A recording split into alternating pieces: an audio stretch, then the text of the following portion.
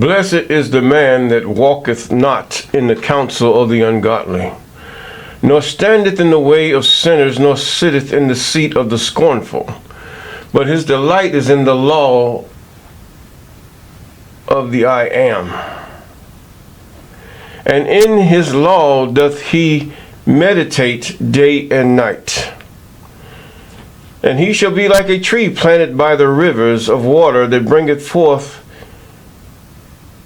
his fruit in his season, and his leaf shall not wither, and whatsoever he doeth shall prosper. Psalms chapter 1, verses 1 through 3. Yes. And this book of the law shall not depart out of thy mouth, but thou shalt meditate therein day and night, that thou mayest observe to do according to all that is written therein. For then thou shalt make thy way prosperous, and then thou shalt have good success. Oshay chapter 1, verse 8, or Joshua. Yes, good morning, good afternoon, good evening. Yes, we're going into the law. You're in the law with Mr. Clay, and we thank God for you, and also those of you that have been with us since the beginning, and those of you that are with us now and have been with us. Yes, we call those things that are not as though they are. We're thanking God. You know, one thing I've actually, on my bed, just meditating, I was thinking, I said, no. When the government and the people become one, when the government and the people become one, there is, in a cohesive, when the government and the people become one in a cohesive agreement, then there's peace.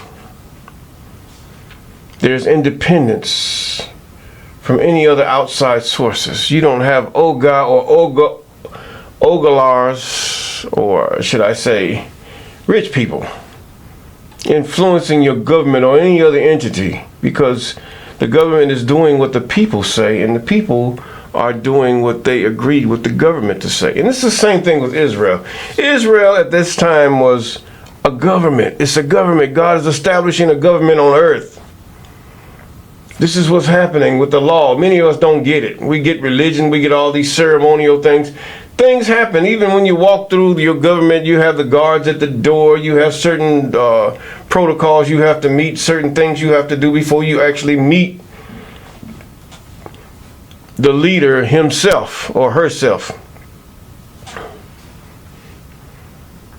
And before you present a petition or get into a meeting, else you're being, that government is no good.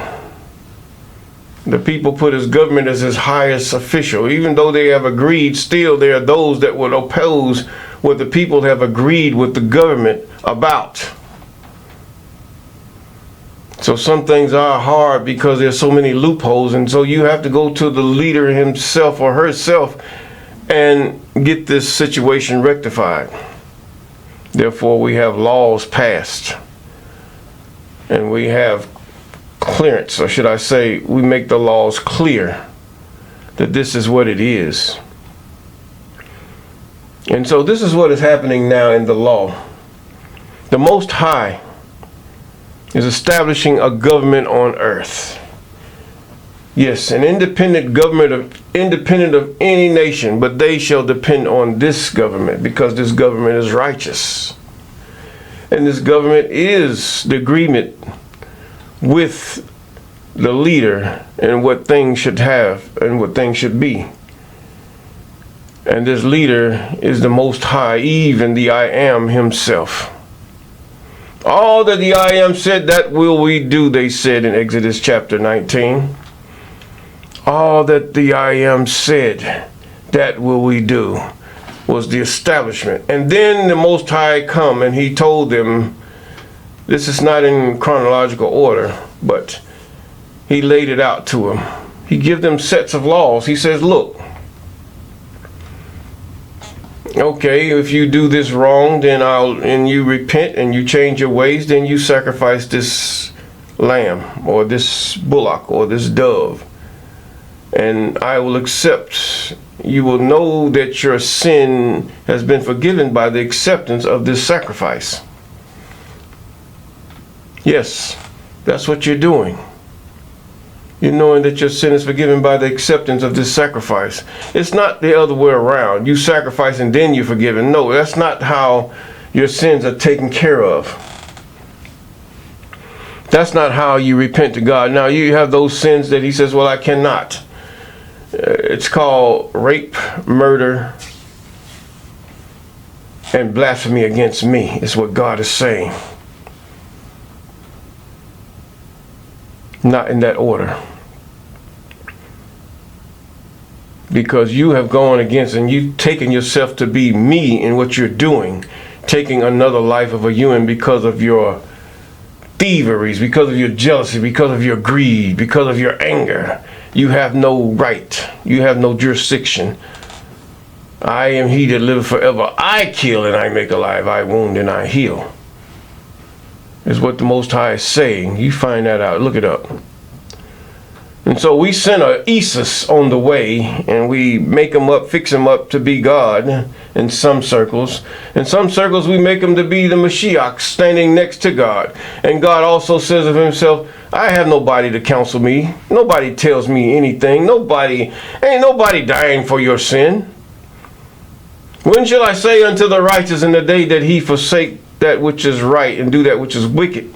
The Most High says that his righteousness will be remembered for the wickedness that he do. No, it might not be in that sense, but it's pretty close.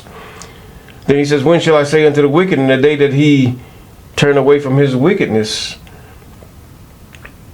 that and do that which is right, that his wickedness will be remembered. You know, God's saying, if you just stop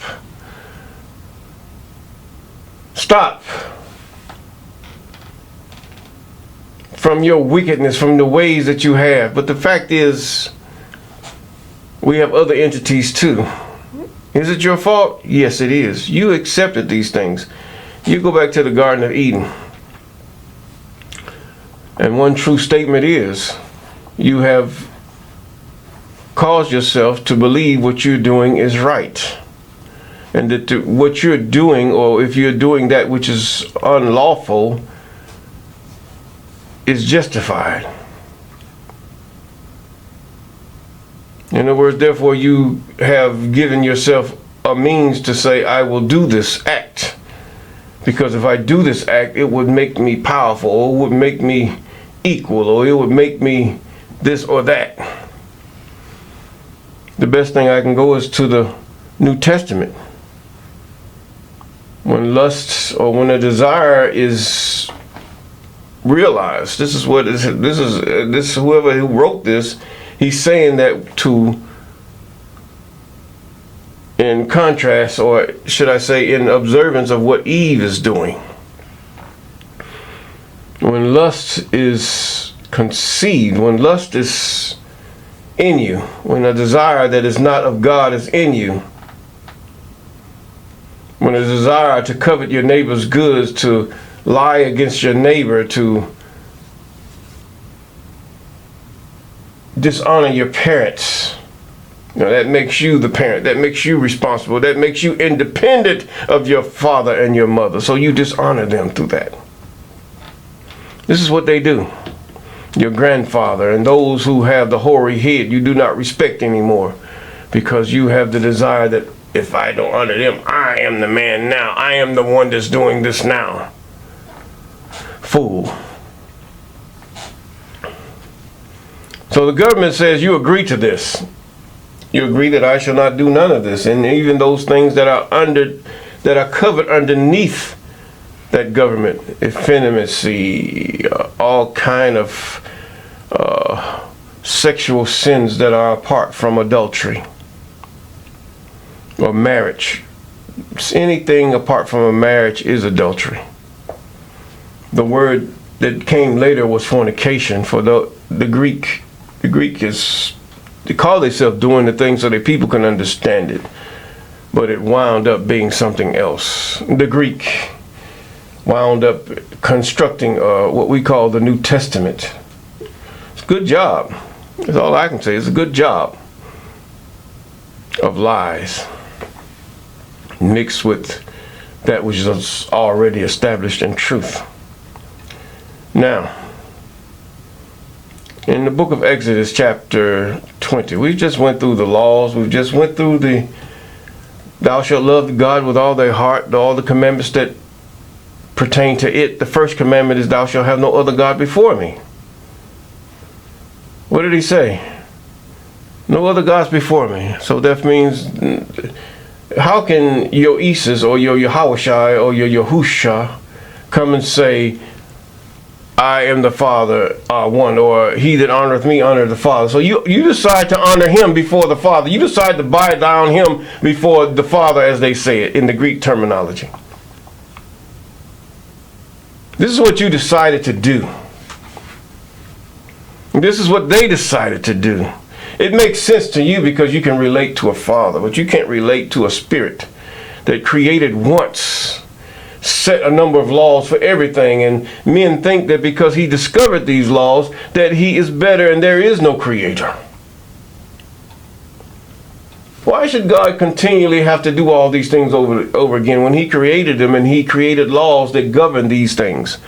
Even if you do discover things and you combine certain metals that they become harder, there's a law to that metal. There's a law to that series of events that God allowed you to discover. No, God is wise in all that he do. He knew you was going to do this.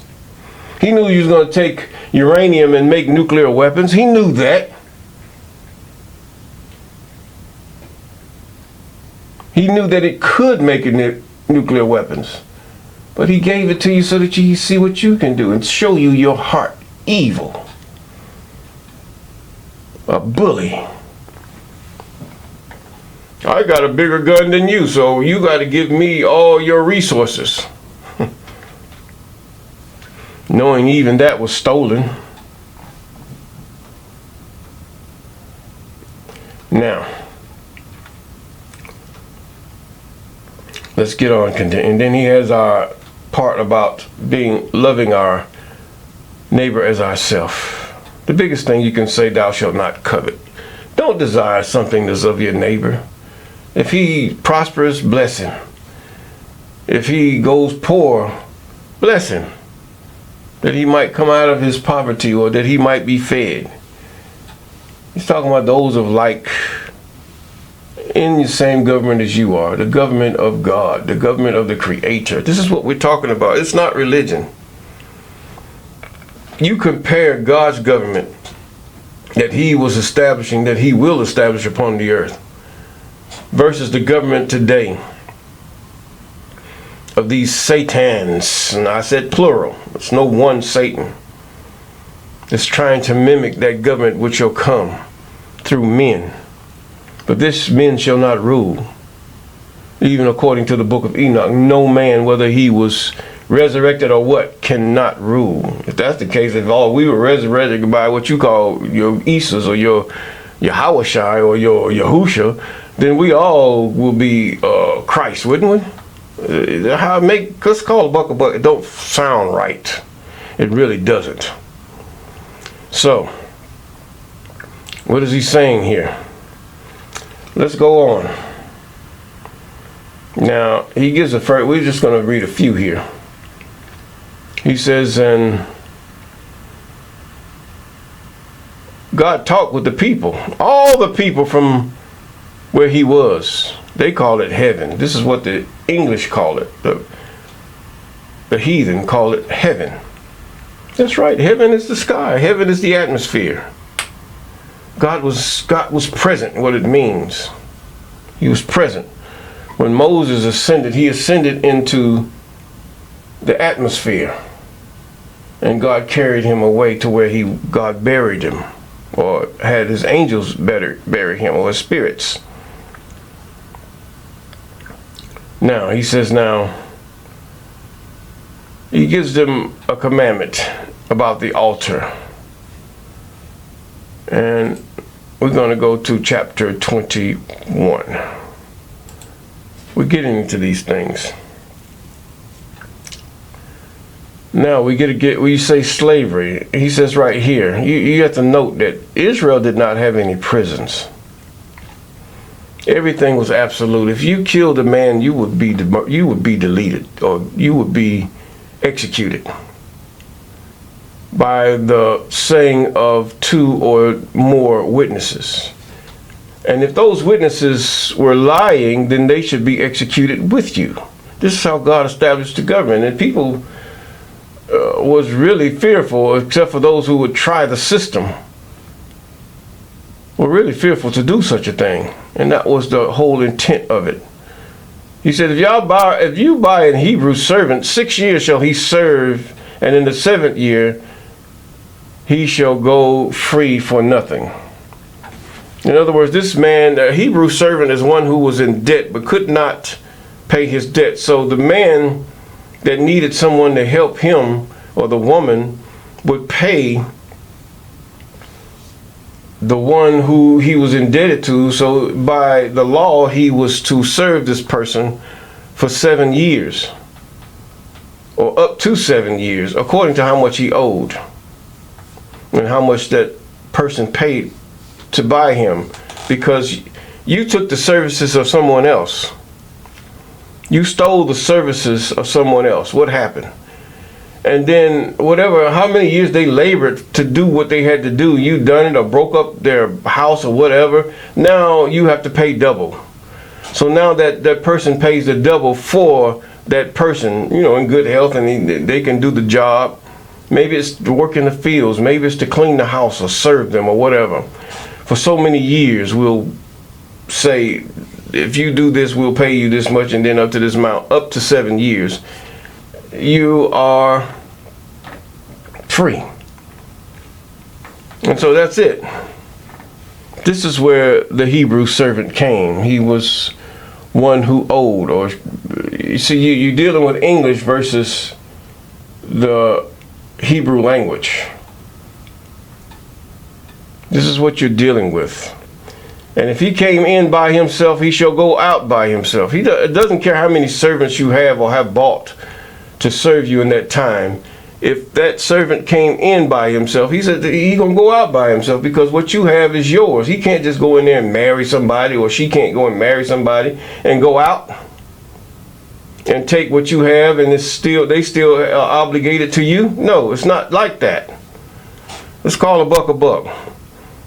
Now, if he were married, then his wife shall go out with him. If they both sold themselves to do this thing, they go out together. In other words, they were there together. They wasn't yours. She or he wasn't yours before they got married. No. It doesn't work like that. If his master have given him a wife, if you married one and you've caused that, and you're there, he says, okay, you can have a wife, you can have children with her, okay. And if he were married and his wife, he says, now she shall have borne him sons or daughters, the wife and her children, because the children always in that time and day will go with the mother. And this is all it is, the same in your Quran. They would always go with their mother, or their mother, yes, the mother, grandmother. They always go with the woman. This is the nurturer. They're going to always go with who nurtures them. So God made it easy for them. Just let the children go with their mother. In other words, they're going to stay there with their mother. And she have borne him daughters, and the wife of her children shall be her masters. Okay? And why is their master? Because she is her master's. Why? Okay? And he shall go out by himself. It doesn't sound right, but it's fair. It's fair. Yes, it is. It's not like chattel slavery and all these other, they breed it like crazy just so they can have slaves. No, it wasn't nothing like that. No, it wasn't anything like that. Okay? And if the servant shall plainly say, I love my master, my wife, and my children, I will not go out free, then his master shall bring him unto the judges. In other words, it was done legally. that he shall also bring him to the door of the doorpost, and his ear. His master shall bore his ear through with an awl, and he shall serve him forever. In other words, like you got a hole like an earring. We go to the doorpost, however they'll do it. And that's it. Not going to stick you straight through the head, no. Okay. And he will not go out free. Now, this is until the year of Jubilee or the death of the high priest, he can go out free. Okay. Now, then his master, there's another law here that's going to come about. Then his master shall bring him unto the judges, and he shall bore you through it all. In other words, that's how you got earrings as far as Israel is concerned. And if a man shall sell his daughter to be a manservant, he shall, this is bride price, she shall not go out as the manservant. In other words, it's sort of like a bride price. It's not that she should be bride price is a little bit different, but it's similar. She will serve the man. She will serve the man. So that gives you a clue that a lot of Israel are situated in the continent of Africa. Yes, a lot of descendants of Israel by the things that they do. But yet they decide they want to forsake those laws, statutes, ordinances, and commandments of the Most High and go to Christianity and accept an idol god they call Jesus, Yahusha. And if she please not her master, who hath betrothed her to himself, in other words, he decided he likes her and he wants to marry her, then shall he let her be redeemed. He says if she don't please him, if I don't like this woman, no. In other words, he shall sell her to a strange nation. He shall have no power, seeing that he hath dealt deceitfully, and he laid with her. That's what he did. Or he just didn't like her or bought her because he thought he would like her. And if he have betrothed her unto his son, he shall deal with her after the manner of daughters. What is the manner of daughters? We will get to that later in another segment. Now, if he take to him another wife, with her food, her raiment, and her duty of marriage, he shall not diminish. In other words, if I have a wife that I have betrothed and I have bought her to be my wife, to do those things a wife should do, then if I decide I want to marry another wife, then I cannot forsake the wife that I have married, my first wife, which would be that of the wife that God has given me. See, this is not the world's way. This is God's way. This is what God is saying. This is what the government is saying unto the people, and the people have agreed. We shall do it this way. All that thou hast said we shall do. That's what they're saying. So you get it into religion, then you messed up. You've gone crazy. You've gone the way of Cain. And you've done the thing of Baal. That's what you have done. Who despised the children of the Most High, and the Most High did not even let him curse them. You cannot curse the children of true Israel. You cannot do that.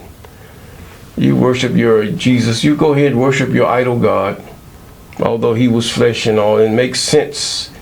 If you really look at it, it makes sense. But if you really study the thing about the New Testament, you say this is according to Daniel's prayer. And we're gonna, he says, if a man, let's keep going, and then I'm gonna go to you to what I mean by Daniel's prayer. We'll go to that scripture. He says, he says, now, if he take another wife, her food or raiment shall not be diminished. You're gonna do this, and you're gonna have copulation with your wife too. And if he do not these three unto her, then shall she go out free without money. In other words, she has to go. You give her right into divorcement and you let her go, because you're not doing no good for her. She can find someone else and do better. And he that smiteth a man so that he die, he shall surely be put to death. Thou shalt not kill. This is what God is trying to explain. Thou shalt not kill. You hit him, pow, and the man died because you feel he's smaller than you, weaker than you, or uglier than you, or whiter than you, or blacker than you, or browner than you, or whatever you hate, that you've been instigated by a devil who has swayed the thoughts and minds of men. Now, he said, if a man lie not in wait, but God deliver him into his hand, then I will appoint thee a place where he shall flee. In other words, if a man lay not in wait, in other words, if I'm not intending to kill you, but I killed you, then God will deliver him. Now, they're in the wilderness. He's talking about the sanctuary city. Then I will appoint thee a place where he shall flee. See, you got the United States, they've gone haywire. Sanctuary city has nothing to do with illegal immigrants. This is God's thing. See, you see how the governments are doing with God's stuff? He that smiteth a man so that he die shall surely be put to death. Now, 14, we're skipping down. But if a man presumptuously upon his neighbor to slay him with guile, this is thou shalt not murder, malice, guile or malice, and shall take him from mine altar, thou shalt take him from mine altar, and that he may die. In other words, forgive me, God, forgive me, God. In other words, he deceived, he said he killed his neighbor with guile, deceived him and murdered him or poisoned him. But then asking God to forgive him. There is no forgiveness for murder. He's saying, now, hold it, you pull him from the altar and you get rid of this guy. There's no such thing as involuntary manslaughter. If a man sit up there and he gonna stand under a wire pole and they told him to get from under there and he didn't heed them when they said it and it fell on him, then whose fault is that? That is the man's fault. That is the man's fault. That is deleted.